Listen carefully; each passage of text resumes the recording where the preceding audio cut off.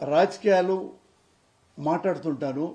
కొంతమంది అనుకుంటారు కోపంగా మాట్లాడతాడు, విమర్శిస్తుంటాడు, తిడతా ఉంటాడు అని కొంతమంది కామెంట్ చేస్తూ ఉంటారు. నేను ఆయా పార్టీల నాయకుల, రాజకీయ నాయకుల నిజాయితీని బట్టి, నీతిని బట్టి, వాళ్ళ నడవడికను బట్టి నేను ఎప్పుడూ కామెంట్ చేస్తాను తప్పితే ఒక మంచి నాయకుడిని నేను ఎప్పుడూ విమర్శించరా.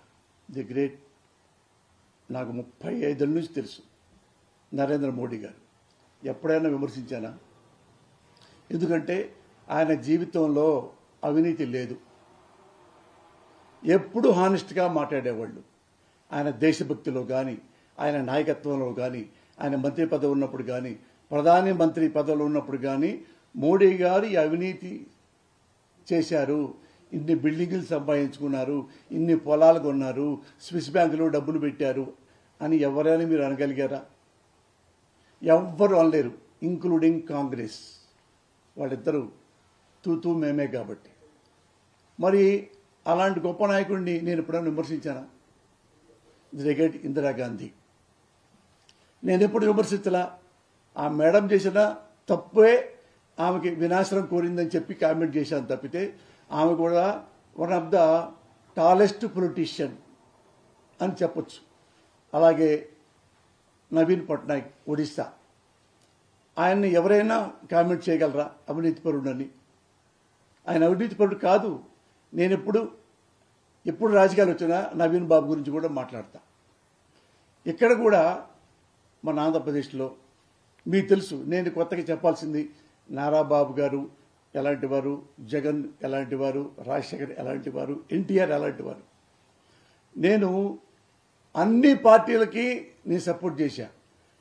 ఎప్పుడు ఆ పార్టీల్లో ఉన్న నాయకుడు గుణగణాలను బట్టి అన్ని పార్టీల్ని విమర్శించా. ఎప్పుడు ఆ నాయకులు ఎవరెవరైతే ఆ నాయకులు ఉన్నారో అప్పట్లో ఆ పార్టీకి వాళ్ళు తప్పులు చేస్తే విమర్శించా. తప్పులు చేయకుండా నేను ఎవరిని విమర్శించలా.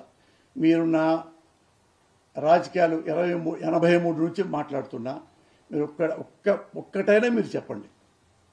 చేయలే. అలాగని చెప్పి నేను బీజేపీతో సపోర్ట్ చేశాను అనుకోండి, కాంగ్రెస్ విమర్శిస్తానా? నేను వైసీపీని సపోర్ట్ చేశాను అనుకోండి, తెలుగుదేశాన్ని తిడతానా? తిట్టాను కదా.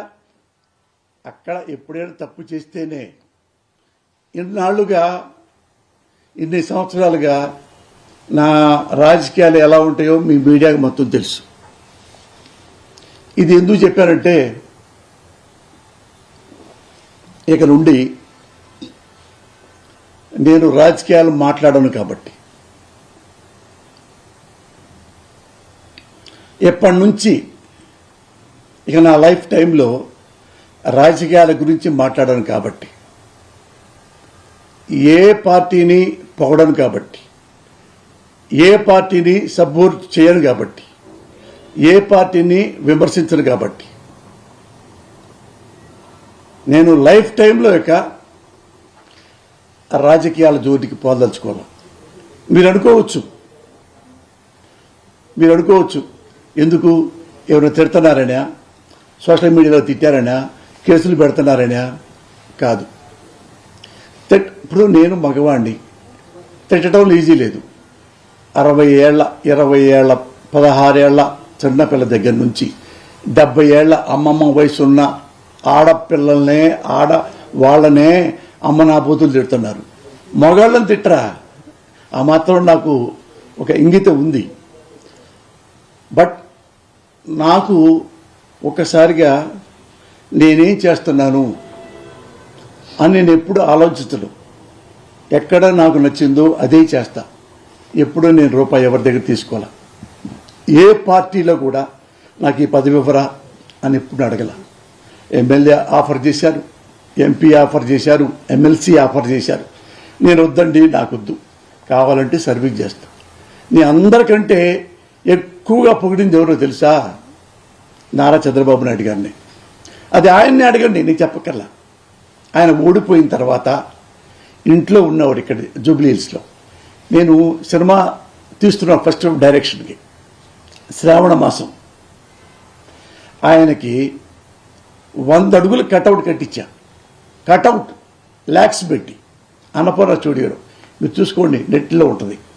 పెద్దది పెట్టి కింద నీటికి రాయించి ఆయన్ని రిబ్బన్ కట్ చేయండి అన్న, నేను సినిమా తీసుకుంటున్నాను మా అబ్బాయి పేరు మీద అంటే ఆయన అన్నపూర్ణ స్టూడియోకి వచ్చారు, కట్ చేశారు, మాట్లాడారు, నా కొడుకుల్ని దీవించారు, నన్ను షేక్ హ్యాండ్ ఇచ్చాడు, నాకు దీవించాడు.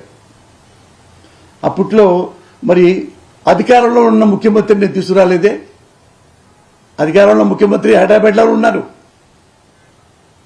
అది టీడీపీ వాళ్ళకి తెలుసు.